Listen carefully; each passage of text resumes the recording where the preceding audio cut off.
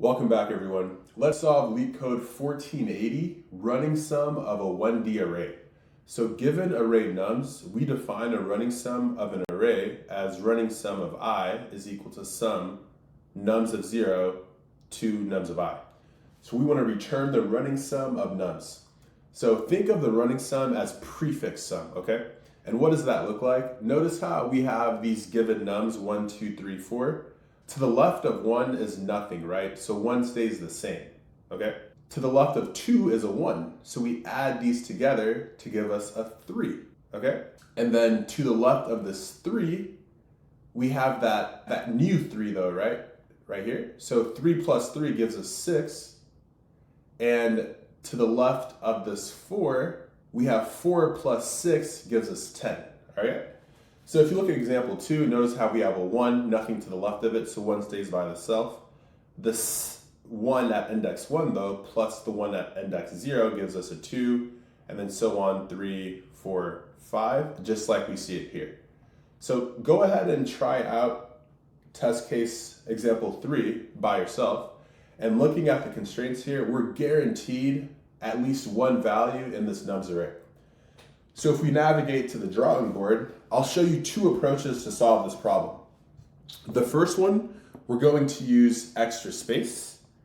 And let me go ahead and draw out the function signature here. So we have define that takes in, I believe it takes in nums, right? Yeah, it takes in nums, okay. All right, so this is gonna be, the space will be equal to big O of n because we're using extra memory here, okay? So this is the solution. What we're gonna do is we're gonna define the array that we'll return here, and we'll just call it running sum. I'll just call it run sum. That's cleaner there. All right, and I'll make it a little bit bigger too so we can follow along. All right.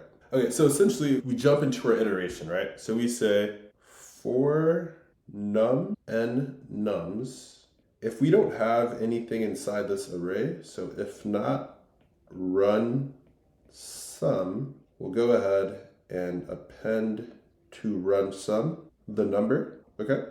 Which in this case, it'll always just be the first value. I could have just predefined it and then started from nums 1 index on, but I'll just do it this way, okay? All right, so if not run sum dot append num, okay? So in our very first iteration, there is no run sum, so we're gonna append num here.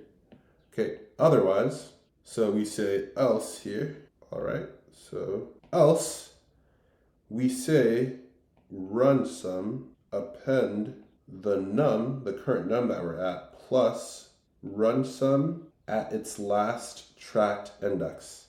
And that is essentially it. So return run sum. All right, let's test this out. So I already did this first iteration. So now we're back inside this for loop. So else we say, so let me also label this here. So now we are here, all right. So otherwise we say run sum dot append num plus run sum of -1. So this is the current num, this is run sum -1. So we're gonna go ahead and append a 3 when we add them together, right? Okay, so let's get back inside this for loop. So this guy comes here. We don't hit this, but we hit this. Run sum dot append this num plus run sum of -1, which gives us a 6. We get here. This case not met, but this case is. So 4 plus 6 gives us 10, and that looks like our answer, right? Okay. So this is, the time here is still big O of n, but the space is O of n, okay? And depending on who your interviewer is, you can ask them, is it okay that the auxiliary space here, like what we're returning, if it's O of 1, that's fine. Because some interviewers don't like if you modify the given input, right? So with that being said, let's go modify the given input, assuming that our interviewer is fine. All right. Okay, so let me erase this here and erase here. Okay. So for the O of 1 space solution, all we have to do is start our iteration here, okay? And then say this guy is equal to this guy plus that guy, okay? Same thing, okay? And that's it. All right, so let me show you guys how that looks like. So we say for I in range, we'll say 1 to n, and let me define that variable now. Okay, so we say n is equal to the len of nums, right? Okay, so we say nums of I is equal to of I plus nums of I minus 1. And that's it, that's our formula. Let's see if it works, okay? So we say, so we start at the first index, that's correct. We say nums of I is equal to nums of I plus nums of I minus 1, okay? So this becomes 3. So I'll just actually label it here. So this guy becomes a 3, okay? Back inside our for loop, okay? Nums of I is equal to nums of I plus nums of I minus 1, right? So this becomes a 6, all right? Back inside our for loop, and then we do this formula again. This becomes a 10, all right? And our for loop is terminated, and all we have left to do is just to return our nums array, right? Let's go ahead and navigate over on to LeetCode, and we'll solve the solution, of course, and O of 1 space. All right, so very simple here. Let's get the len of nums stored in this variable n. And for I in range 1 to n, nums of I is equal to nums of I plus nums of I minus 1. And we simply return nums.